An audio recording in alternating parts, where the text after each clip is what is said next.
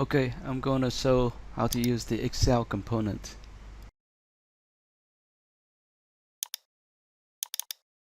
First of all, we need to upload the Excel file.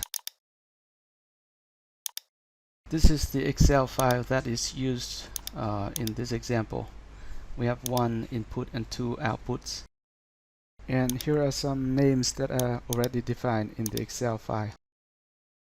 So after uploading the Excel file, I can define some input here. First of all, give it a name. Any name is fine. And you can either type here the absolute address like B1, or you can also select from the list of the names that are available in the Excel file. So in this case, I'm gonna select this name here. Optionally, I can just type in the name. That's just equivalent to selecting the name from this list.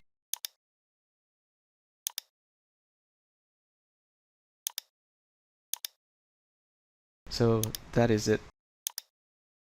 I'm going to run the workflow now. And now that the run is finished, I can look at the output.